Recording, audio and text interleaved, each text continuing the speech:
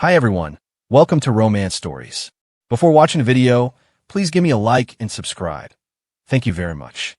After divorcing Lily, I unexpectedly hit the jackpot, $50 million. On the very second day after claiming the prize, while shopping at a high-end mall, I accidentally ran into her.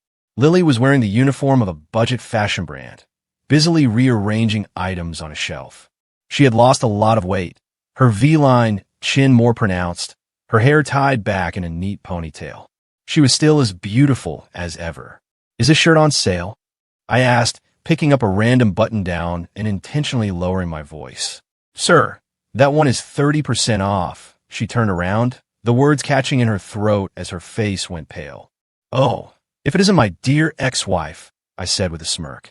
"What's wrong? Don't recognize your ex-husband?" Her expression shifted from shock to cold indifference in a split second. "What are you doing here?" "Buying clothes, obviously," I said, shaking the shirt in my hand. "How did you fall this far? I remember you saying you wanted to be the editor-in-chief of a fashion magazine." She pursed her lips and said nothing, her fingers interlaced tightly. I knew that was her tell for when she was fuming. "Just kidding," I said, waving my hand dismissively. "Actually, I came to invite you to dinner." "No thanks. I won the lottery." "What does that have to do with me?" "It's $50 million. Her hand paused for a heartbeat before she went back to straightening the hangers. "Congratulations." I sighed. "Lily, are you doing okay?" "Very well." She didn't look up. "Without you, I'm doing just fine." I looked at her frayed uniform sleeves and her slightly yellowed collar. A pang of bitterness hit my chest. When we divorced, she had insisted on leaving with absolutely nothing, claiming she didn't need my charity. "I'll buy out the rest of the stock on this rack. Go home early. I don't need your pity." She finally looked up, her eyes rimmed with red. "Lily, we're divorced, but I'm still in love with you." The words came out before I could stop them, leaving even me stunned. Lily's eyes widened like a startled rabbit. Then she turned and bolted. She didn't even have time to change out of her uniform. By the time I chased after her, she had vanished into the crowd. I stood there in the middle of the mall, dazed, still holding that ridiculous shirt. I felt like a complete fool. That night, lying in my newly purchased luxury villa, I tossed and turned, unable to sleep. Suddenly, my phone vibrated, an unknown number. "Hello." There was nothing but the sound of breathing on the other end. "Lily," I asked tentatively. Click. The call was cut off. I called back immediately, but the operator informed me it was a public payphone. Women are so complicated. The next morning, I returned to that store. The staff told me Lily had called in sick. I asked for her home address. They looked at me with suspicion and refused to talk. I pulled out my bank card. "Whoever gives me the address, I'll place a $100,000 order right now." 5 minutes later, I had the address of a dilapidated old apartment complex. The place where Lily lived was even worse than I had imagined. The hallways were plastered with flyers and advertisements. The walls were moldy, and the air was thick with the smell of cheap instant noodles. I knocked for a long time, but there was no answer. Just as I was about to leave, I heard a loud thud from inside. Lily, if you don't open this door, I'm kicking it down." Still no response. I took 2 steps back and kicked the door open with a single blow. Lily was curled up on the floor, her face deathly pale, drenched in a cold sweat. "What's wrong?" I rushed over and scooped her up. "It hurts," she whispered weakly, pointing to her lower abdomen. Without a word, I carried her straight out. She was as light as a leaf, trembling in my arms. "Hang on, we're going to the hospital right now." The ER doctor diagnosed her with acute appendicitis. She needed surgery immediately. While I was signing the forms, the nurse asked about my relationship with the patient. "I'm her husband," I replied, without blinking an eye. The surgery went smoothly. When she was wheeled out, Lily was still under anesthesia. Her small face was white as a sheet, her long lashes casting shadows on her cheeks. I sat by the bed, staring at her dazed. We used to have such peaceful days. She used to make me lunch boxes. I used to tell her jokes. How did everything turn into this? She slowly opened her eyes. Seeing me, she was stunned. "Why are you here?" "You called me." I lied through my teeth. "No, I didn't." "Yes, you did. You said you missed me." "Nonsense." She tried to sit up, but winced in pain. "Don't move." I pinned her back down. "The doctor said you need to stay in the hospital for observation for 2 days." I don't have the money for a hospital stay, she whispered. I do. I smirked. Don't forget, I'm a wealthy man now. She turned her face away, refusing to look at me. I don't need you meddling in my life. Well, I like meddling. I leaned in close to her face. Lily, do you still love me? If you don't answer, I'm taking it as a yes. Lily, she finally turned back, her gaze filled with a complex mix of emotions. We're divorced. Then we'll get remarried. That's impossible. Why? She closed her eyes. Because I'm not worthy of you.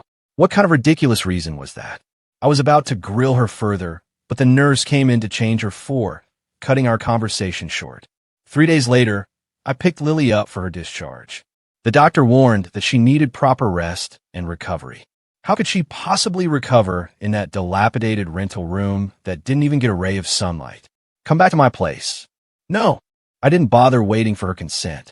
I shoved her straight into the car. You're a patient right now. You have to listen to me. You're a jerk. Thanks for the compliment. My new home was a penthouse in the city center. The floor-to-ceiling windows offered a panoramic view of the entire metropolis. Lily was overwhelmed the moment she stepped inside, but she quickly regained her icy composure. Typical nouveau riche, she muttered. Exactly. Pure nouveau riche, I said smugly. So, do you regret divorcing me yet? In your dreams. I set her up in the guest room and hired a live-in nanny to take care of her.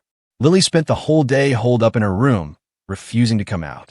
She only showed her face during meal times. Are you a squirrel or something? Why do you like hoarding yourself in your room so much? I knocked on her door, carrying a fruit platter. Leave me alone. I'm the landlord. Of course I have to interfere. I squeezed my way inside and set the plate down in front of her. Eat some fruit. You need the vitamins. She stared at the fruit for a long time before suddenly asking, Why are you being so good to me? Because I'm an idiot, I shrugged. I clearly know you're heartless, yet I still can't let you go. She picked up a slice of apple, taking small, cautious bites like a rabbit. Is it sweet? I asked. Yes. Then let me have a bite too. She hesitated for a moment. She picked the smallest piece and handed it to me. I grabbed her wrist and took a bite directly from her hand. Her face turned beet red. That's an indirect kiss, I teased with a grin. Lily's possessive nature fully erupted on the third day after she moved in. That day, I brought a female client home to discuss a business deal, just a standard work meeting. After seeing the guest out, I found Lily standing in the living room, holding my phone. What are you doing? I asked. She looked up, her gaze terrifyingly cold. Who is this Lisa? A client. You saw her just now. Why did she send you a heart emoji? Lily's voice was trembling. I realized then that she had been digging through my chat history. Hey, that's my privacy. Delete her. Her fingers swiped rapidly across the screen. Wait, she's an important client. Too late. She had already wiped Lisa's contact info. Lily, I'm starting to get angry. You're overstepping. And this Lin Min and Cindy. She continued scrolling through my contacts, deleting every female name she found. I lunged to snatch the phone back, but she nimbly dodged me and ran to the balcony, threatening me. Take one more step, and I'll throw it over. Are you crazy? That's a brand new iPhone. Then promise me you won't befriend these women. That's just work. Liar. Her eyes reddened. You men are all the same. Once you have money, you turn into trash. Looking at her trembling figure, I suddenly understood something. I sighed and raised both hands in surrender. Fine. Delete them. But you have to promise me one thing. What condition? For every person you delete, you have to give me a kiss. She was stunned, her face flushing deep crimson. You thick-skinned jerk. And give me the phone back. She hesitated for a moment, then suddenly stood on her tiptoes and planted a quick kiss on my cheek. That covers 10 people. That night, my contact list lost over 30 female names, but in exchange, I got 3 kisses. All things considered, it was a pretty good deal. Lily's behavior became increasingly extreme. She started spraying her perfume on my blazers and tucked a photo of herself into my wallet. She even changed my computer wallpaper to a selfie of hers. Are you marking your territory? I asked, caught between laughter and tears. You belong to me, she argued stubbornly. An ex-husband is still a husband. Then let's get remarried. No. What? Again, she fell silent, turning back to her room and slamming the door shut. I stood outside, unable to wrap my head around it. What exactly is going on inside this woman's brain? That weekend, there was a college reunion. I planned to bring Lily along, but she refused to go. "They're all your ex-girlfriends, aren't they?" she insisted. I gave a bitter laugh. "Not at all. They're just normal classmates." "Liar. Back in college, you were the campus heartthrob. Are you jealous?" I asked, feeling amused. "Rest assured, you're the only one in my heart." "Sweet talker," she huffed. Still, she helped me pick out an outfit, carefully tightening and straightening my tie. The party was only halfway through when I received a text from her. "What time are you coming home?" "It just started. 10 p.m. at the earliest," I replied. "Oh." An hour later, she messaged again. "Are you drinking a lot?" "No, I've only had 2 sips." Another half hour passed, and my phone rang. It was Lily. "Hello. There's a woman next to you." Her voice was ice cold. "There isn't. It's just a bunch of guys." I heard a woman laughing. "That was the waitress." "I'm giving you 10 minutes to get home. If you aren't here, I'm throwing away your entire limited edition figurine collection." Click. She hung up. I stared at my phone in a daze while my old classmates teased me. "What's up? The wife checking in on you?" "Ex-wife," I said with a wry smile. "And she's fiercer than any wife. How do you put up with that?" "I just do." I stood up. "Actually, I think I like her this way." When I got home, Lily was sitting on the sofa, clutching my limited edition Doraemon figurine like a hostage. "I'm back," I said, approaching her cautiously. "I'm not late, am I?" She looked up at me, her eyes rimmed with red. "You smell like perfume." "That's just the scent from the restaurant." "Liar." She raised the figurine high. "I'm throwing it away." Don't. I pleaded frantically. "I paid $1 million for that." "Swear it." "Swear right now. From now on, you won't attend any parties where there are women." "I swear." "Swear you only love me." "I only love you." "Swear you'll never leave me." "Forever and always, I will never leave you." Only then did she let go of the figurine and throw herself into my arms. As I held her, I felt a patch of my shirt grow damp with tears. "Lily," I asked softly, "what exactly are you so afraid of?"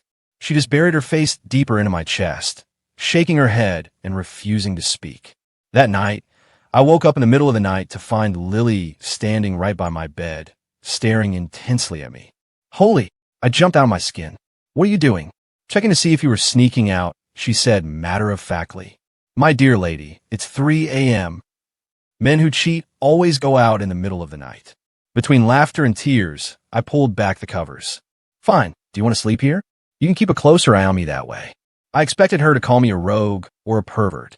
Instead, she actually climbed onto the bed and sat on the other side. "Lights out," she commanded. I turned off the lamp. In the darkness, I felt her inching closer. Bit by bit, she moved until she was pressed firmly against my back. "Mark." "Yeah." "If you ever dare to find another woman, I will kill you, and then I'll kill myself." I turned around, accurately finding her lips in the dark and planting a kiss on them. "As you command, my queen."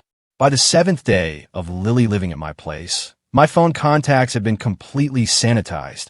Every single female contact, including my own mother, had been wiped clean. "You even deleted my mom?" I watched her operate, feeling utterly helpless.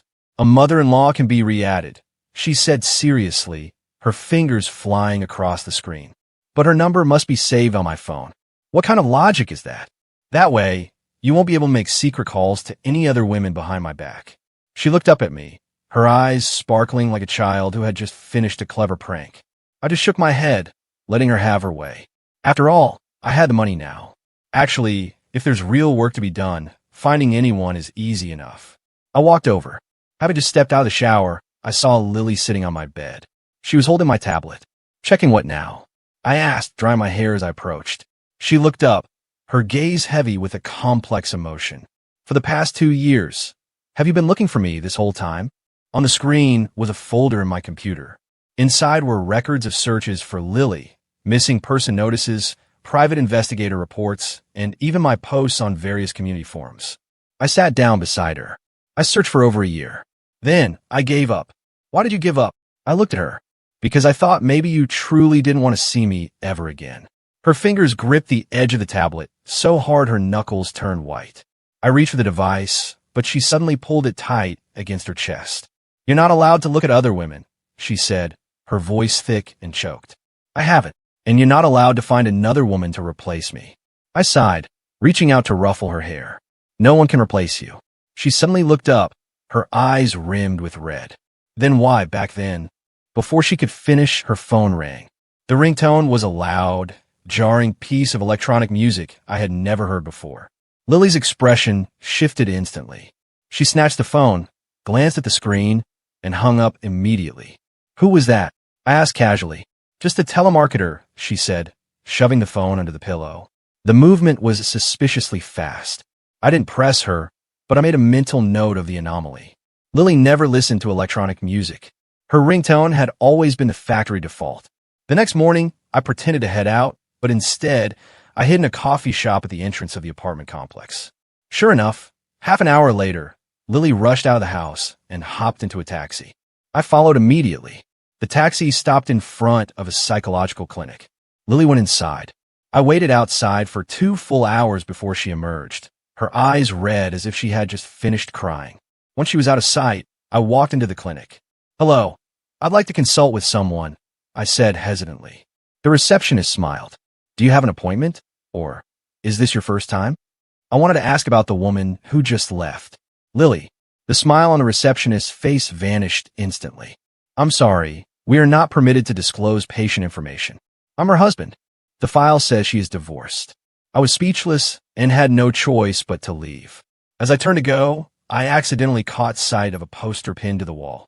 Recruiting participants for borderline personality disorder, BPD, clinical study. Borderline personality disorder. I pulled out my phone to look it up. The more I read, the heavier my heart felt. Unstable emotions, intense fear of abandonment, distorted self-image. Every single line felt like it was describing Lily. When I got home, Lily was in the kitchen cooking noodles. I leaned against the doorframe, watching her busy silhouette, my chest aching. "Where did you go today?" I asked intentionally. Her back stiffened for a split second. "Just out for a walk." "By anything?" "Nothing caught my eye." She stirred the pot, her voice calm. I didn't expose her. Instead, I walked up and wrapped my arms around her from behind. "Lily, if something's wrong, you can tell me." The spoon in her hand slipped and fell into the pot. Hot broth splashed onto my hand, turning the skin red. "I'm sorry," she gasped, frantically grabbing my hand to check the burn. The panic in her eyes was impossible to hide. "It's okay," I said, pulling my hand back. "It doesn't hurt." She bit her lip, then suddenly blurted out, "Mark, we can't keep doing this." "What do you mean?" "I want to move out." She turned off the stove. "We're divorced. This isn't right." "Then why did you delete all my contacts? Why did you sneak into my room in the middle of the night?" "Why?" "Because I'm pathetic." "Is that what you want to hear?" She suddenly exploded, tears streaming down her face. "I can't control myself. I know I shouldn't be like this, but I can't stop myself from seeking you out. I hate who I am right now." She bolted to her room and slammed the door. I stood there, rooted to the spot, listening to her muffled sobs echoing through the cracks. My heart felt like it was being shredded. That night, I didn't sleep a wink. I sat on the living room sofa and thought until dawn. By the time the sun came up, I had made my decision. When I knocked on Lily's door, she had just finished washing her face, her eyes swollen like 2 red peaches. "We need to talk," I said. She followed me to the living room with her head bowed, like a prisoner awaiting sentencing. "I went to that psychological clinic yesterday." I went straight to the point. Her head snapped up, her face turning pale. "Why didn't you tell me?" I asked. "Tell me about what you're going through." "Tell you that I'm sick?" She laughed bitterly. "Tell you that I can't control my emotions? Or tell you that I'm like some stalker freak who obsesses over your every move? Mark, do you even know why I left you back then?" She looked at me, her voice trembling. "Because I can't have children." I was stunned. During the premarital checkup, the doctor told me there was an issue with my uterus, that it would be very difficult for me to conceive. Her tears began to fall uncontrollably again. "I didn't want to ruin your life. You're an only son. I didn't want to be the reason your family line ended. So you chose to keep it all inside." My voice trembled. "Did you really think I'd abandon you over something like that?" "What was I supposed to do?" she sobbed. "Every day, I watched the way you looked at me, hoping for a child, only to see that disappointment over and over again." I stepped forward and pulled her into a tight embrace. She wept into my chest like a broken child. "You silly girl," I whispered, stroking her hair. "So what if I don't have kids? All I need is you. That's enough." "But, no buts." I lifted her face so she had a look at me. From today on, we face this together. Okay, your illness, our problems, we solve all of it as a team. She gazed at me through a veil of tears. You don't find me repulsive? I do, I said playfully. I find it repulsive how stubborn you are, trying to shoulder everything alone. She let out a small laugh through her tears and gave me a light swat on the shoulder. I'm serious, I said, wiping her cheeks. Tomorrow, I'm taking you back to the clinic. We'll see the doctor together. She hesitated for a moment, then finally nodded. That night, Lily proactively brought her pillow over to my room. Just sleeping, she emphasized, her face flushing. Right, just sleeping, I smiled, making room for her. When I woke up in the middle of the night, I found her curled up in my arms, her hand gripping the hem of my shirt tightly, as if she were afraid I'd vanish if she let go. I kissed her forehead softly, whispering a vow that this time, I would never let her face anything alone again. On the way to the clinic the next day, Lily nervously squeezed my hand. Is the doctor mean? I asked. Not mean, she murmured, but I'm afraid he won't like you. Why? Because I've told him so many stories about you, the good and the bad. The clinic was located on a quiet street with a warm, cozy interior. Lily's doctor, Dr. Chun, was a woman in her 40s with a kind face. So this is Mr. Mark, Dr. Chun said, shaking my hand. I've heard quite a lot about you. I gave an awkward smile, wondering just what Lily had been saying all this time. The session began, and Dr. Chun asked Lily to step out so she could speak with me privately. Lily's condition is quite complex, Dr. Chun began. Borderline personality disorder, coupled with depression and clear symptoms of post-traumatic stress disorder, PTSD. I nodded. What can I do? Stability is the most important thing. Dr. Chun adjusted her glasses. She needs to feel safe and accepted. You cannot be hot and cold, or push her away and pull her back. I understand. It won't be easy, the doctor warned sternly. Her emotions will be like a roller coaster. One day, she might see you as her savior, and the next, she'll be convinced you're about to abandon her. I know, I said, taking a deep breath. But I love her. Dr. Chin smiled. That is exactly what she needs. After the consultation, Lily seemed significantly more relaxed. On the way back, she took the initiative to hold my hand. What did Dr. Chin say to you? She asked. She said you're making progress, I said, squeezing her hand. And she also mentioned that I'm incredibly handsome. Narcissist, she laughed, giving me a playful nudge. At the entrance to the complex, she suddenly stopped. Mark, thank you for not giving up on me. Looking at her serious expression, my heart melted. Silly girl, when did I ever give up on you? She stood on her tiptoes and gave me a soft kiss. It was our first real kiss since the divorce. She still checked my phone, but it wasn't as extreme as before. Once she asked, if I stay like this forever, will you get annoyed? I countered with, if I stay this handsome forever, will you get bored? She laughed, lunged at me to give me a smack, and then leaned her head against my chest, whispering, never.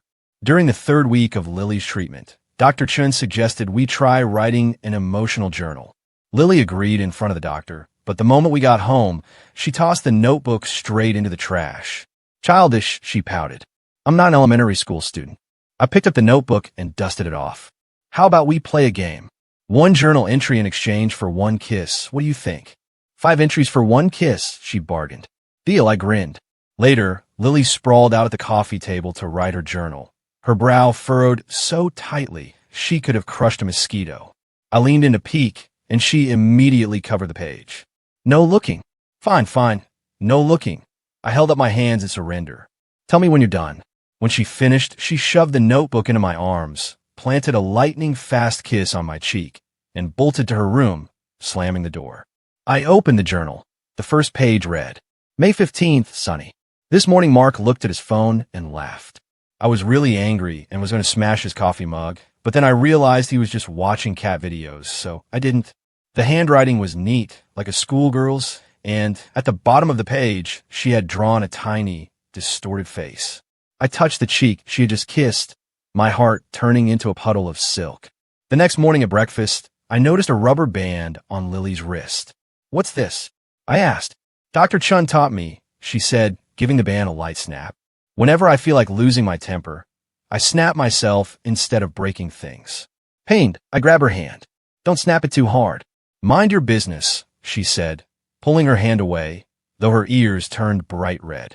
At noon, I got a call from Liam, an old college friend. He said he was passing through the city and wanted to hang out.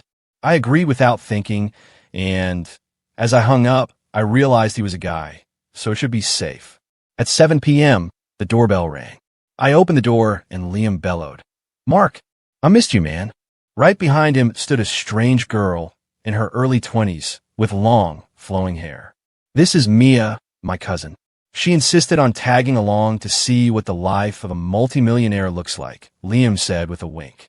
I cursed inwardly. Sure enough, a loud thud echoed from behind me as the book in Lily's hand hit the floor. "And this is—" Liam looked from Lily back to me. "My wife, Lily," I said without missing a beat. Lily's eyes widened, but she didn't deny it. She stepped forward and linked her arm with mine, her nails digging deep into my skin. "Hello," she said with a smile, her voice sickeningly sweet. "Mark talks about you all the time." My arm was screaming in pain, but I forced a grin. Come in, have a seat." During dinner, Lily put on an unusual display of being the perfect housewife. She kept serving me food, pouring water, and even dabbing my mouth with a napkin. Liam looked at me, impressed. "Man, your post-marriage life is really something, isn't it?" Mia asked curiously. "Lily, how long have you two been married?" 3 years, Lily replied, her face unmoving. "Wow, still so passionate." Mia marveled. Lily gave a sweet smile, but under the table, she gave my thigh a pinch so hard I nearly jumped out of my seat. "Yeah, our relationship is very strong," I grunted through the pain. The second we saw the guests out, Lily's expression shifted instantly. She shoved my arm away and headed straight for her room. "Lily, let me explain. She really is just Liam's cousin." "What does it have to do with me?" she sneered. "After all, we've been married for 3 years. You're free to play around however you like." I blocked the door. "You're jealous, aren't you? Get away from me." "Why would I be jealous? We're divorced, remember?" "Then why did you play along with me just now?" She lifted her chin. "I was just being polite so you wouldn't lose face in front of your friends." I burst out laughing. "Lily, your right eye twitches whenever you lie." She immediately covered her right eye with her hand. "No, it doesn't." I took the opportunity to pull her into a hug. "Admit it. You still love me." She struggled for a moment and then suddenly went still, her body stiffening. "Mark, I'm afraid." "Afraid of what?" "Afraid you'll be just like them, abandoning me." Her voice was so quiet it was almost a whisper. My heart tightened. "Who are them?" Lily shook her head and refused to say another word. That night, she was uncharacteristically silent. She went to her room very early. When I woke up in the middle of the night, I found her curled up on the floor next to my bed again, looking like a discarded kitten. I gently lifted her onto the bed, and she instinctively burrowed into my chest, mumbling, "Don't go." The next morning, Lily's mood hit rock bottom. She refused to eat breakfast, refused to go to the clinic, and even refused to write in her emotional journal. "It's useless," she said, hugging her knees by the window. "I'm never going to get better." I knelt down in front of her. "Why would you say that?" "Because I'm a lunatic." She forced a desolate smile. "I can't control my emotions. I'm always suspicious, always paranoid. Who could possibly love a lunatic?" "Me, that's who," I said, grabbing her hand. "I love this little lunatic named Lily." She pulled her hand away. "Stop trying to comfort me. I know that sooner or later, you won't be able to take it anymore. Everyone is like that." I was about to argue when my phone rang. It was an emergency call from the office. An investment project I'd recently funded was hitting a major snag, and I had to handle it personally. "I have to go out for a bit," I said, feeling helpless. Lily nodded, her face blank and hollow. "Go ahead." Before stepping out, I glanced back at her. The sunlight streamed through the window, but hitting her, she looked like an ice statue, devoid of any warmth. Things at the company were a mess. I was tied up until 9 p.m. before I finally broke free. I checked my phone. Over a dozen missed calls, all from Lily. I called back immediately, but the operator said the subscriber was unavailable. Panic surged through me as I raced home. The house was pitch black. No one was in sight. "Lily." I searched room by room. Finally, I found her in the bathroom. She was curled up in the bathtub, a faint trail of blood on her wrist. Beside her lay a jagged shard from shattered glass. My heart nearly stopped. I rushed over to check the wound. "I will never leave you." She leaned into my chest, her tears soaking the shoulder of my shirt. I'm sorry. I messed everything up again. That night, for the first time, we truly talked about her past. When she was 10, her mother passed away. Her father remarried shortly after and dumped her with her grandmother. Her grandmother had a fiery temper and would scream at the slightest provocation. If you don't listen, I don't want you anymore.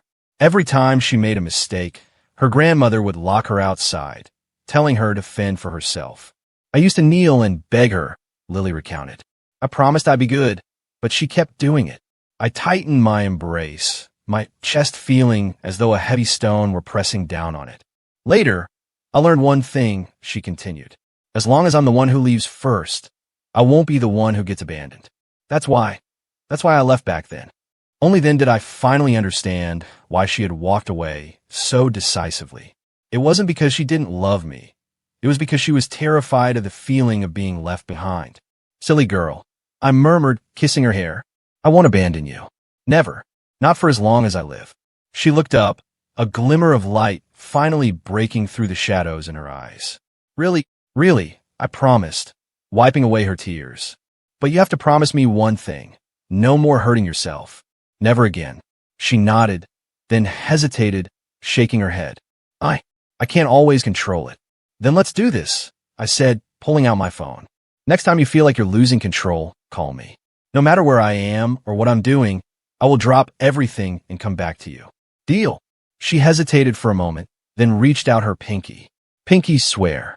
Pinky swear, I echoed, hooking my finger with hers, my heart aching with tenderness. The next day, I took Lily back to the clinic. After hearing about the previous night, Dr. Chin suggested we implement a safety agreement.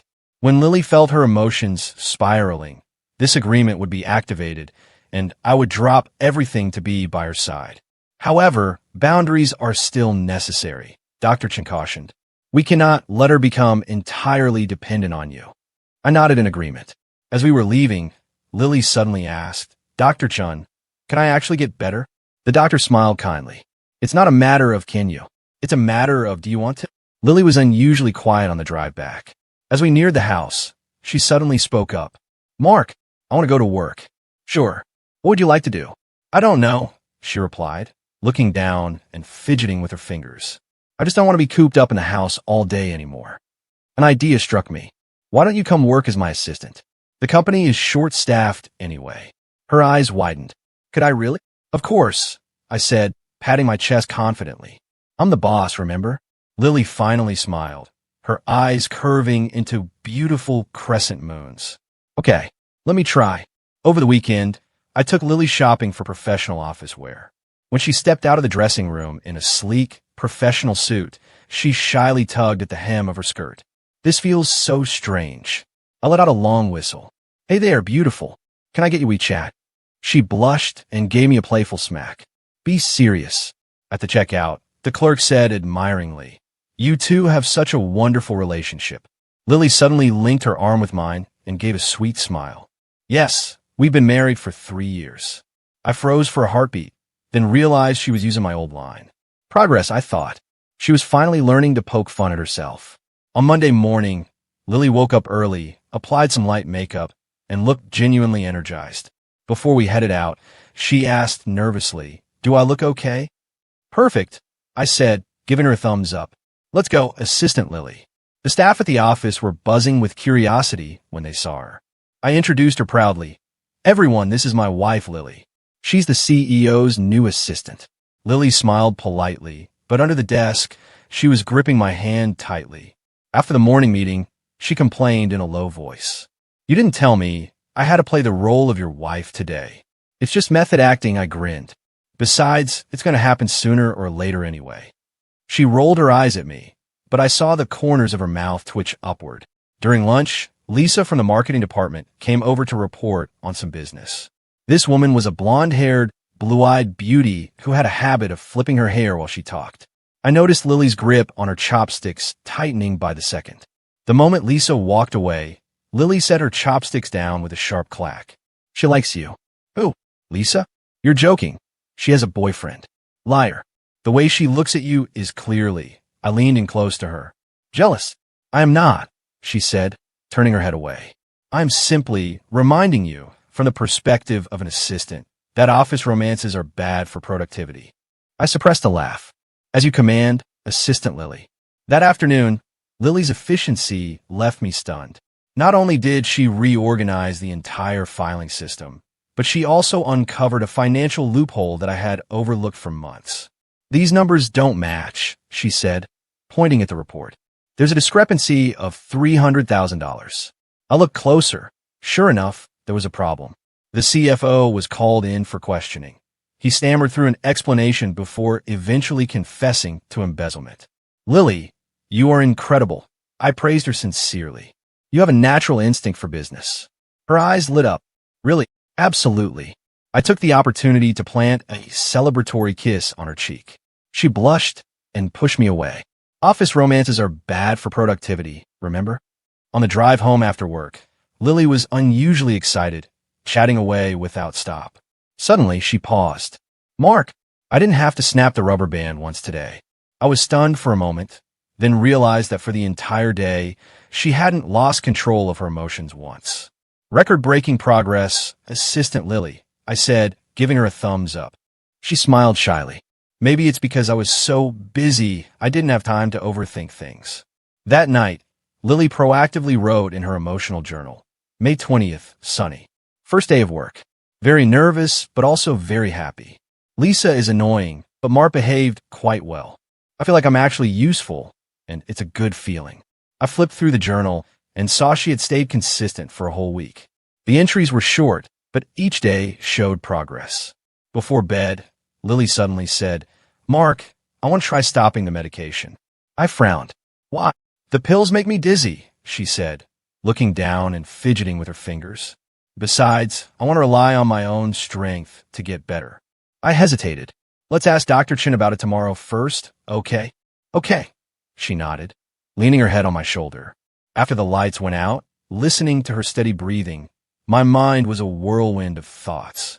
This little lunatic, stubborn yet fragile, was fighting so hard in her own way. By the second week of Lily working as my assistant, 7 or 8 different versions of rumors were circulating through the office. The most ridiculous one was that I was keeping a college student as a mistress and had given her a job to keep her close. Should I make an official announcement? I asked Lily during lunch. I could just tell them you're my ex-wife. She was sipping her soup when she suddenly started choking. No, absolutely not. Why not? It's embarrassing. She lowered her head, stirring her soup aimlessly. Is being a divorcee something to be proud of? I set my chopsticks down. Does having been married to me make you feel ashamed? No, she blurted out, her face flushing crimson. It's me. I'm just not worthy of you. There was again. Those self-deprecating words always felt like a punch to my chest. I reached out and wiped a drop of soup from the corner of her mouth. Assistant Lily, you're coming with me to meet a client this afternoon. What client? An extremely important one, I said with a mysterious smile.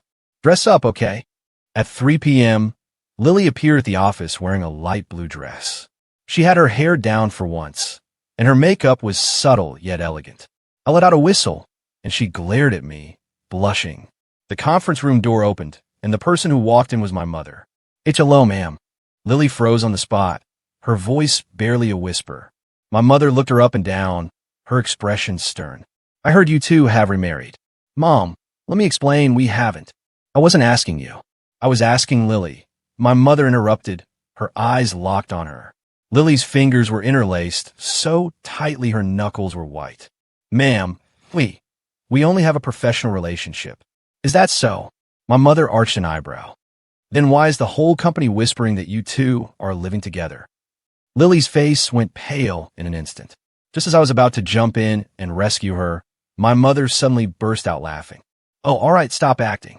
Do you really think I wouldn't know what's going on with my own son?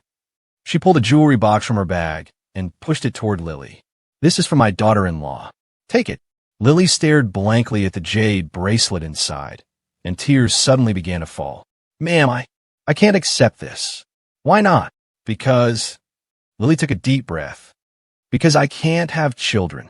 The room went deathly silent. My mother's expression shifted from shock to deep sympathy. Finally, she sighed. You silly child. What I need is a daughter-in-law, not a breeding machine. Lily started sobbing even harder. I walked over and pulled her in my arms. She leaned against my shoulder, crying like a child who had finally been relieved of a heavy burden. "Mom, why did you come here so suddenly anyway?"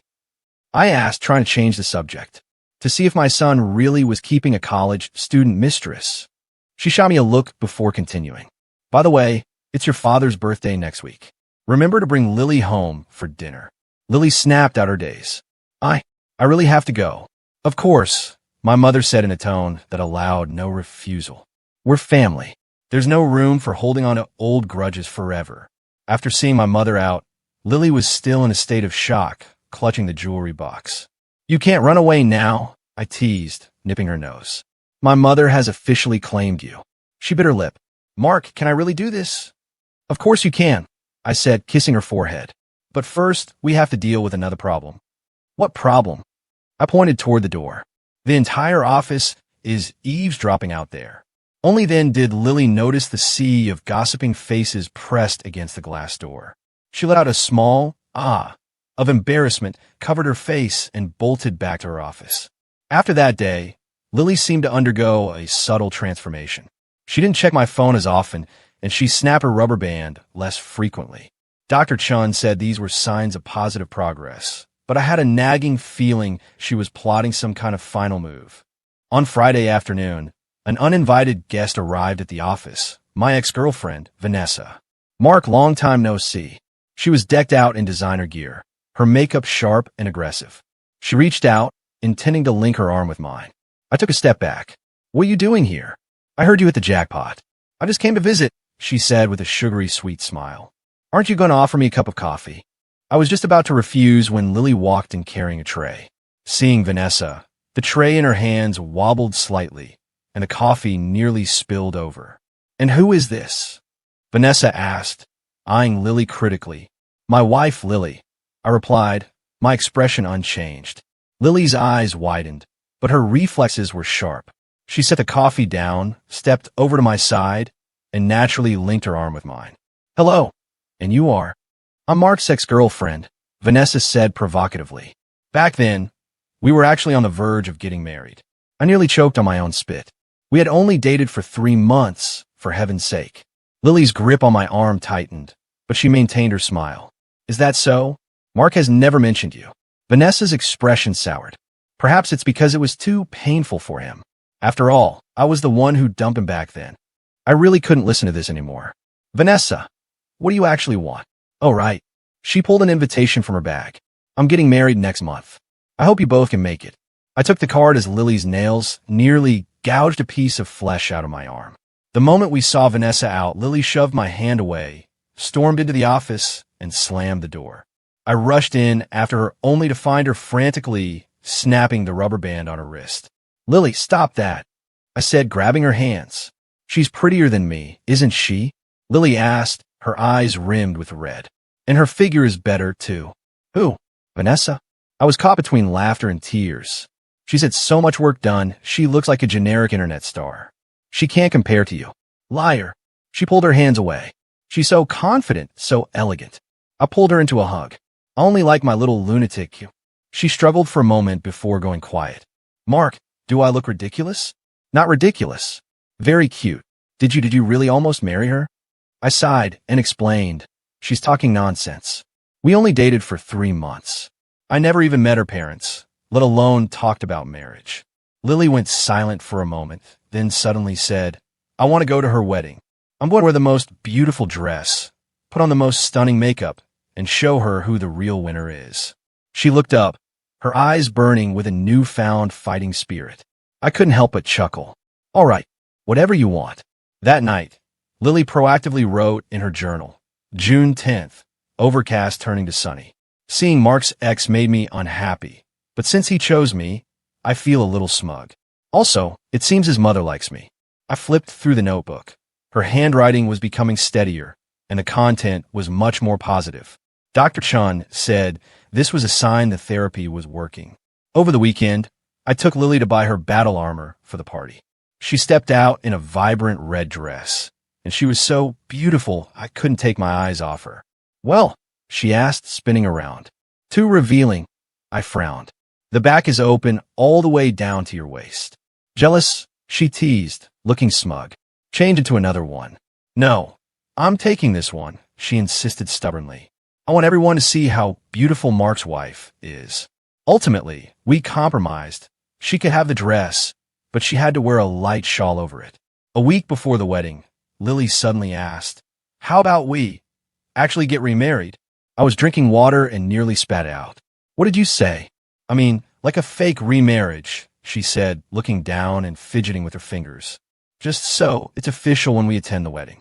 I put the glass down and looked at her seriously. "Lily, I don't want to fake it." She looked stunned. "Either we remarry for real, or we stay as we are," I said. "There is no middle ground." Her eyes wavered. Let me think about it some more." On the day of the wedding, Lily looked absolutely breathtaking. The red dress accentuated her snow-white skin, and her hair was gathered in a sophisticated updo, revealing her slender, elegant neck. Wearing a matching deep blue suit, I felt more like her bodyguard than her date as I stood beside her. "Nervous?" I asked before we entered the hall.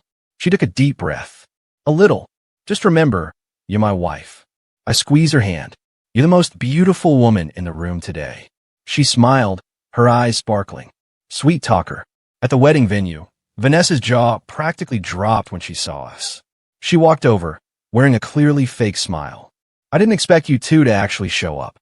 "Happy wedding day," I replied politely, wrapping my arm around Lily's waist. "Allow me to introduce my wife, Lily." Lily gave a perfectly composed smile and handed over a wedding gift, a small token of our appreciation. "We wish you both much happiness." Vanessa took the gift, her expression unreadable. "You two got remarried?" "That's right," I said, my face unmoving. "Our relationship is just too strong. We can't stay away from each other." "What can I say?" Lily gave my waist a sharp, painful pinch, but she kept her radiant smile fixed in place. During the reception, we were seated with a group of strangers. Throughout the night, Lily was the picture of grace and elegance, speaking politely and acting nothing like the lunatic who had once wiped my phone clean. Quite a performance, isn't it? I teased her on our way to the restroom. She shot me a glare. "Who's performing? This is just who I am." "Oh, really? Then who is it that almost smashed my coffee mug the other day?" "That." Her face turned bright red. "That was a special case." I laughed and kissed her forehead. "Whatever version you are, I love them all." As I stepped out of the restroom, I saw Lily standing on the balcony. Vanessa was standing opposite her, and they were mid-conversation. I hurried over and caught Vanessa's voice. "At the end of the day, you're just picking up the leftovers I didn't want." Lily's back stiffened for a second, but her voice remained perfectly calm. "Is that so? Then why did he choose me over you?" Vanessa sneered. "Because he's an idiot who doesn't know how to appreciate something better when he sees it." "Something better?" Lily suddenly let out a laugh. "Are you talking about the nose you've had done 3 times or the chin you've had done twice?" "I'm just curious. Is the name you're using for the wedding even your real one? I seem to recall you changed it after being linked to a fraud case." I froze in my tracks. When did she investigate all of this so thoroughly? Vanessa was shaking with rage. You're talking nonsense."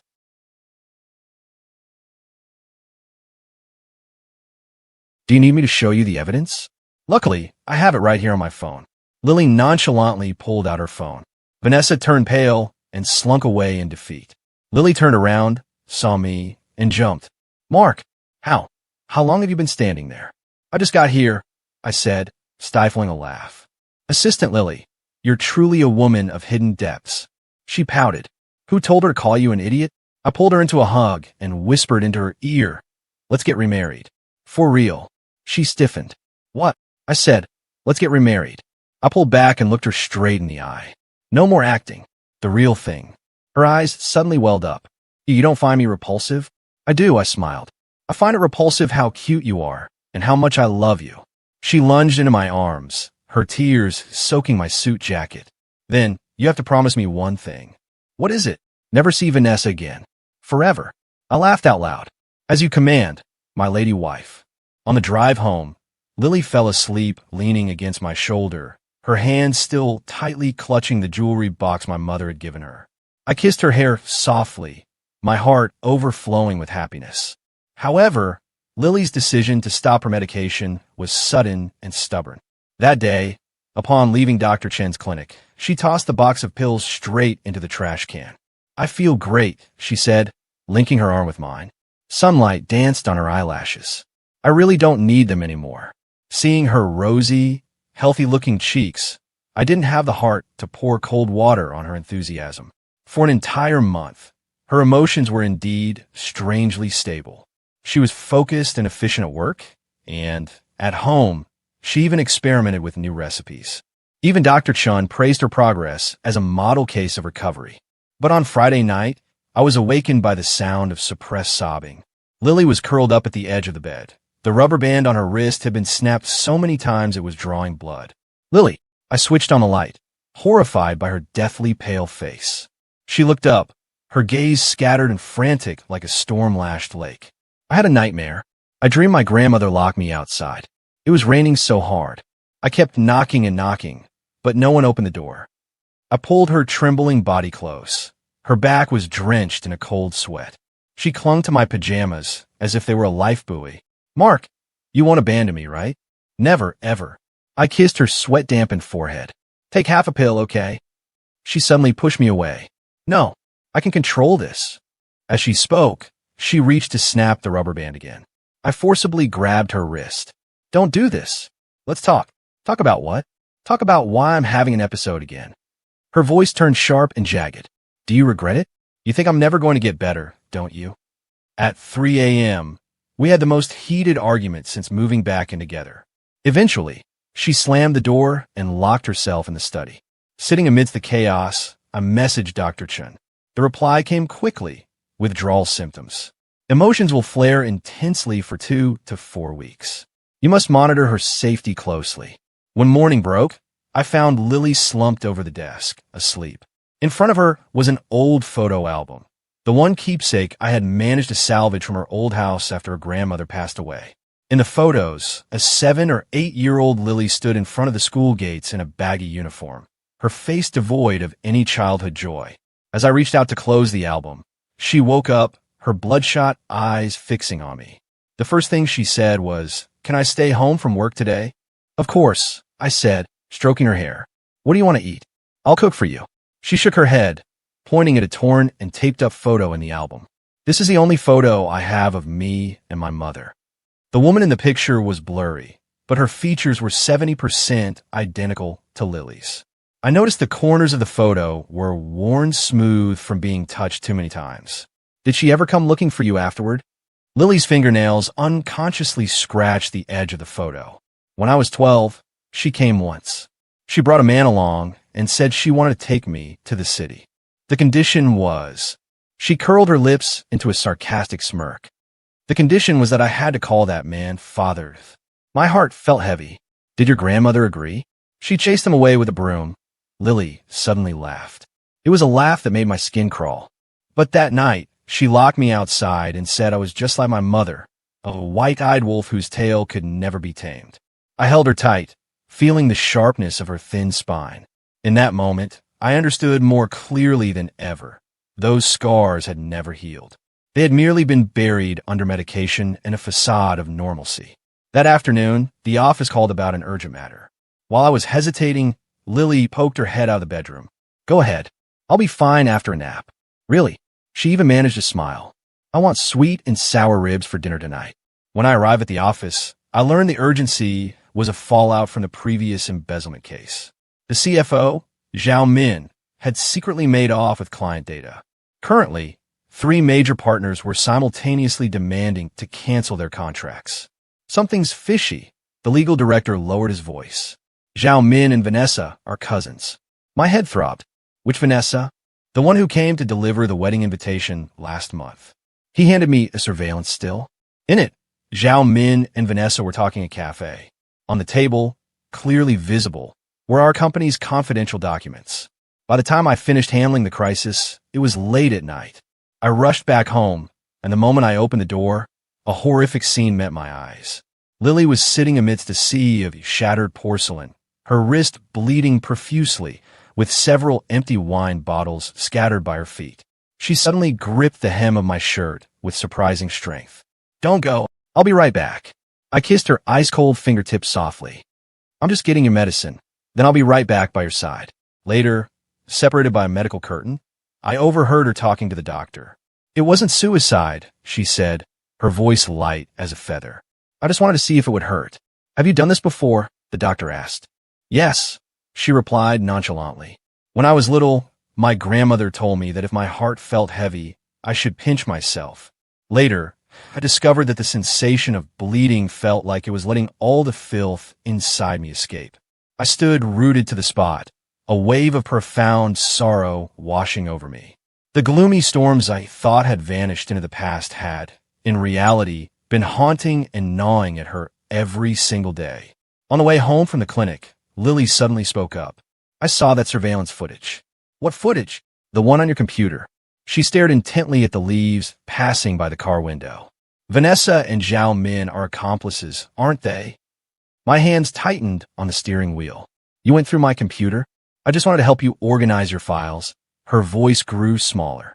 The traffic light turned red. I turned to look at her. Lily, trust has to come from both sides. She began nervously fraying the sleeve of her patient gown, the bandage underneath starting to show a fresh spot of crimson. I know you find me annoying. You think I'm sick. I don't. Then why did you go to see Dr. Chun? She suddenly snapped her head up, her eyes flashing with an extreme, desperate light. I saw it. You told her I was having a withdrawal reaction. You said you didn't know when I'd go crazy again. At that moment, I realized exactly where her breakdown today had come from. The light turned green, but I pulled the car over to the curb. I unlocked my phone and handed it to her. Read it. The entire chat history.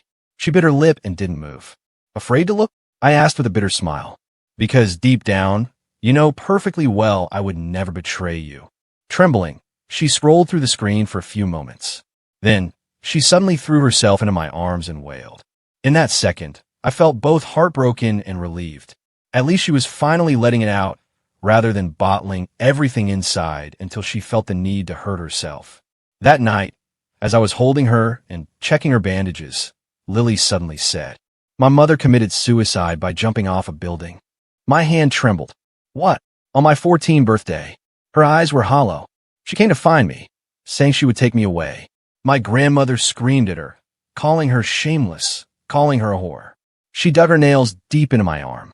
Later, the police said she owed a lot of money. That man, he had sold her out. The blood in my veins felt like it turned to ice. She leaned against my chest, her tears falling silently. Mark, I'm afraid. I'm afraid that in the end, I'll become just like her. You won't. I kissed away the bitter tears. You have me. You have Dr. Chun. We will always be with you. She gradually calmed down in my arms, her breathing becoming steady. Moonlight filtered through the gaps in the curtains, illuminating the crisscrossing scars on her wrists like silver shackles. Early the next morning, I was awakened by noises in the kitchen. Lily was wearing an apron, frying eggs. On the table, warm soy milk and fried dough sticks were already laid out. You're up. She turned and smiled at me, though dark circles still ringed her eyes. I took the day off to take her for a follow-up appointment. The sunlight hit her delicate face, making the breakdown from the night before feel like a fading nightmare. But as she moved, I caught a glimpse of the white gauze beneath her shirt sleeve. That was a scar shared by both of us, both visible and invisible. Dr. Chun adjusted the treatment plan, suggesting a medication with fewer side effects as a replacement. It's like taking off a cast after a broken bone, she explained. Lily needs to recover her function slowly. You can't force yourself too hard. On the way back, passing by a flower shop, Lily asked me to stop the car. She bought a massive bouquet of sunflowers, saying she wanted to go somewhere. The car stopped at a suburban cemetery. She led me to an unmarked grave and gently laid the flowers down. Mom, this is my husband, Mark. I looked at her in shock. This was the first time she had ever brought me to her mother's grave, and the first time she had used the word husband to refer to me. Lily leaned down to wipe the headstone, her voice soft but firm. I'm living very well now. I have someone who cares for me, someone who loves me. I'll never be locked out of the house again. The wind blew the bright yellow sunflower petals into her hair. I suddenly remembered the entry in her journal. I feel like I'm actually useful. My nose began to sting with unshed tears. That night, Lily wrote in her emotional journal after a long hiatus. July 12th, storm turning to sunny. Took Mark to see Mom today. The wound hurts, but my heart feels much lighter. Dr. Chun says I can recover slowly, and Mark said he'll wait for me. Sunflowers are beautiful. I want to plant some on the balcony tomorrow. I closed the notebook and watched her sleep soundly. Under the moonlight, the white gauze on her wrist was eye-searingly bright, yet the corners of her mouth were slightly upturned. On the eve of my father's birthday party, Lily tried on 7 different outfits and still wasn't satisfied. I leaned against the doorframe, watching her toss dresses onto the bed like a cranky kitten. How about this one? She changed into the 8th outfit, a navy blue dress, and anxiously tugged at the waist. Beautiful, I said, stepping forward to adjust her collar. But if you change one more time, we'll have to attend the party in our pajamas. She suddenly gripped my hand tightly. Mark, do your parents really not care about me being unable to conceive? Only then did I realize where her anxiety was coming from. I toyed with the diamond ring I had given her just yesterday on her ring finger, intentionally teasing her. Oh, they care. That's why you have to make up for it with your other charms. Her face went pale instantly, and I hurried to pull her into a hug. I'm just kidding. My dad said as long as I'm happy, he's fine with raising 2 cats as his grandkids. Mark, she punched my chest, her eyes rimming with red. I'm serious, I said, kissing her hair. I already know the only question they'll ask tomorrow. When are you two getting remarried? Those words seemed to flip a switch. Lily suddenly pulled me down onto the dressing room sofa. She sat on my lap, the tip of her nose brushing mine. Now what? Now. I want you, she whispered, biting my lower lip, her fingers already undoing 2 buttons of my shirt. I struggled to hold back her wandering hands. We have to wake up early tomorrow. That's what you get for scaring me, she retaliated by leaving a hickey on my neck. This is marking my territory, so everyone knows you're already taken. Eventually, we ended up in our pajamas eating a late-night snack. Lily took small sips of honey water. Mark, I dreamed of my mom. I set my chopsticks down. What did you dream? She was standing in the rain, saying she was sorry. Lily stared at the ripples in her cup. When I woke up, I did some research. The building she jumped from back then belonged to the Lin Group. My heart skipped a beat. The Lin Group was a real estate giant in the city. The current man in power was Lin Gray, a well-known philanthropist. Do you suspect something? I don't know. She traced circles on the rim of the glass. But before my grandmother passed away, she said my mother was driven to a dead end by a powerful figure. I squeezed her cold hand. Do you want me to investigate? She shook her head, then nodded, finally leaning against my shoulder. Let's wait until after tomorrow, Mark. My father's birthday party was held in the garden of the old villa. Lily wore the champagne-colored Chong Sam she had chosen, so nervous that she was fumbling. I squeezed her palm and said, My dad doesn't eat people. But I'm scared, she glared at me. If that Serena dares to sidle up to you later, don't blame me. And then what? Then I'll put laxatives in her coffee, she muttered under her breath. I burst out laughing, catching the attention of my father who was greeting guests at the door. He was dressed formally in a suit, his silver hair perfectly groomed without a single strand out of place. When his gaze rested on Lily, his sternness suddenly softened. Lily, you're here? Lily's nails dug into my arm as she spoke obediently. It's hello, sir. Happy birthday to you. Still calling me sir? My father pulled a red envelope from his pocket. It's time to change how you address me. Lily froze. I leaned into her ear and whispered, Dad is giving you an introductory gift. Years ago, my mother received an identical one when she first joined the family. She tremblingly accepted it, tears splashing onto the envelope. My father patted her shoulder. Let's not mention the past anymore.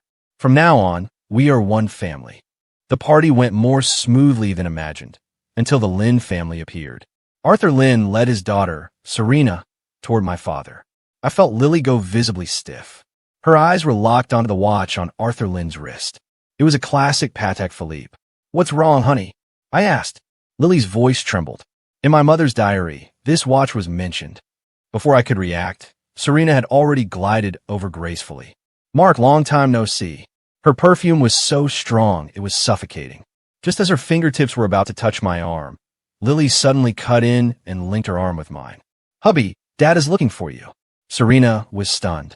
Hubby, you two are remarried. It's not public yet. I cooperated by wrapping my arm around Lily's waist. I could feel her body as tense as a fully drawn bow. Hearing the commotion, Arthur Lynn turned around. His gaze lingered on Lily's face for a few seconds, his brows suddenly knitting together. "And this is my wife, Lily," I introduced. He looked pensive. "Lily? Was your mother's name Jane?" The glass in Lily's hand shattered on the ground with a loud crash. I leaned down to pick it up, noticing her legs shaking violently.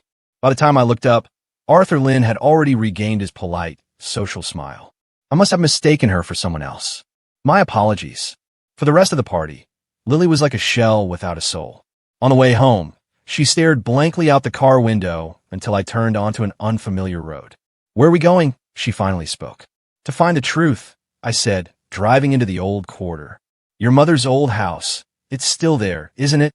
The old house left behind by her grandmother sat deep within an area slated for demolition. The rusted iron gate had almost fused with the surrounding wall. Lily used a spare key to open the door, and the smell of damp mold immediately hit our nostrils. Moonlight filtered through a broken window, shining onto a tea table where a dust-covered biscuit tin sat. My mother's things? Grandma never threw them away. Lily tremblingly opened the tin and pulled out a yellow diary. We crouched under the moonlight to flip through the pages. A single entry dated April 3rd, 1998, made the blood in my veins freeze. He said my pregnancy was a mistake, demanded I terminate it, and threw a check for $100,000 at me. The Patek Philippe on his wrist reflected a cold light. There was a small crack on the watch face. Lily flipped to the next page, and an old photo fell out. A young Jane stood in front of a construction site with a sign that read, Lynn Group Real Estate. On the back of the photo, 2 words were written in pencil, evidence. The handwriting had begun to fade. "So, your mother." My throat felt tight and bitter. "He drove her to a dead end back then, and now he wants to shove his daughter onto you." Lily's voice was chillingly calm. "Regarding the Lynn Group, Mark." She didn't look up. "The Lynn Group began secretly buying up minority shares of your company last month." I snapped to full attention. "What? The client data that Zhang Min stole?" It all eventually flowed into shell companies controlled by the Lynn Group. She opened a shareholder structure diagram on her laptop. Vanessa is Serena Lynn's best friend. This was an entire trap. My heart felt heavy. So that was why my father had been receiving those mysterious phone calls, and why the Lynn Group had suddenly become so friendly toward my family. Lily abruptly closed the laptop and threw herself into my arms. "Mark, I'm terrified." I realized she was shaking uncontrollably, her pajamas soaked in cold sweat. "We will win," I promised, kissing her sweat-dampened forehead. "For your mother, and for our company." She looked up, a fire burning in her eyes that I had never seen before. "I want him to be utterly ruined." The next day, at an emergency company meeting, the management was still completely oblivious to the Lynn Group's infiltration. As the meeting broke up, Lily stopped the legal director. "Check the appraisal reports for the land plot in the west of the city that the Lynn Group purchased 3 years ago." The legal director looked stunned. "What does that have to do with anything?" "The groundwater levels there exceed safety limits, but the environmental assessment reports were falsified." Lily presented a thick file. "If this comes to light, the Lynn Group won't just face astronomical fines. Their stock will collapse." I looked at her in amazement. "How do you know this?" "My mother was an accountant at that appraisal firm." Her voice was soft. Her diary mentioned being forced to cook the books. We stayed up all night organizing the evidence. But just as we were about to file the report, I received a call from Dr. Chun. Why did Lily stop her medication? I looked at Lily in the study. She was in a state of extreme hypomania, working for 18 hours straight, her eyes bloodshot, yet showing no signs of fatigue. She thought she was better. Sudden withdrawal can trigger manic episodes, Dr. Chen warned sternly. "Bring her to the clinic immediately." Even as I forced her to rest, Lily's computer screen remained lit with a financial analysis of the Lynn Group. I carried her to bed, but she struggled, mumbling, "Give me 2 more hours. I'll wake up and keep fighting." "Arthur Lynn isn't going anywhere." I soothed her. She finally closed her eyes, but she continued to talk in her sleep. I patted her back gently, like comforting a terrified child. At 3 a.m., she suddenly bolted upright. "Mark, was my mother very foolish?" "Why do you say that?" "To kill herself over a piece of trash like him. It wasn't worth it." She curled into a ball. I didn't know how to answer, so I just held her tight. Moonlight fell upon the photo on the nightstand. A young Jane smiled gently, her eyes identical to Lily's, the woman now crying in my arms. In the morning, Lily suddenly announced, "I want to see Arthur Lynn. It's too dangerous. I have the evidence." Her eyes were terrifyingly calm. "I want to watch him crawl and beg." I took her trembling hand. "I'm going with you." Standing before the Lynn Group headquarters, Lily's nails dug into my arm. That watch, that crack, everything matched her mother's diary perfectly. "CEO Mark, and your guest. What an honor." Arthur Lynn smiled amiably, but his gaze was fixed on Lily's face. "This is my wife." I stepped forward to shield her. "We're here to discuss a partnership regarding the West City land plot." In the conference room, with the entire city seemingly at his feet, Arthur Lynn personally brewed tea. Lily suddenly spoke up. "Mr. Lynn, did you know Jane?" Clack. The teacup was set down heavily. Arthur Lynn's expression didn't change. "Ah, the accountant who jumped off the building all those years ago." April 3rd, 1998. Lily's voice was as light as a feather. "You gave her a check for $100,000 and told her to terminate the pregnancy." The smile on Arthur Lynn's face froze. I promptly slid a tablet toward him. Displayed on the screen were scans of Jane's diary, the groundwater reports, and the falsified assessments bearing Jane's signature. Blackmail. Arthur sneered. "What can the ramblings of a madwoman and these documents possibly do?" Lily played an audio recording. Through a backdrop of noisy background music, a young Arthur's vicious voice rang out. "If you don't terminate it, get ready to collect your daughter's corpse." Arthur bolted upright, tea splashing onto his Hermes tie. He stared at Lily for 10 long seconds, then suddenly burst into laughter. "So, you're that little brat." Lily's breathing became frantic. I gripped her ice-cold hand, feeling her pulse racing as if it were about to explode. "Mr. Lynn, let's make a deal," I said. "You stop the takeover of my company, and we keep these secrets buried." "Based on what?" Arthur leaned in close. "Based on some rotting history from 20 years ago." "Based on this." I tapped a button, showing the pre-filled complaint form on the Securities Commission's website. "Falsifying reports and hazardous groundwater levels are enough to send Lynn Group stocks into a freefall for days." Arthur narrowed his eyes and suddenly lunged to grab Lily's wrist. The moment I swatted his hand away, Lily picked up a teacup and splashed the tea directly into his face. "You drove my mother to her death." Tea dripped down Arthur's distorted face. He slammed an alarm button under the desk. "Hold them. Don't let them leave." In the split second before the elevator doors hissed shut, a security guard's hand almost caught the hem of Lily's coat. In the parking garage, she ran while trembling, trying to dial Dr. Chen's number. "Everything has to go public now." "Calm down," I said, taking the phone from her. "According to the plan, we have to. I've waited 20 years. Her eyes were shot with blood, the corners of her mouth twitching. "He called me a brat. Did you hear him?" 3 guards suddenly rounded a corner, charging toward us. I pulled Lily into a transformer room to hide.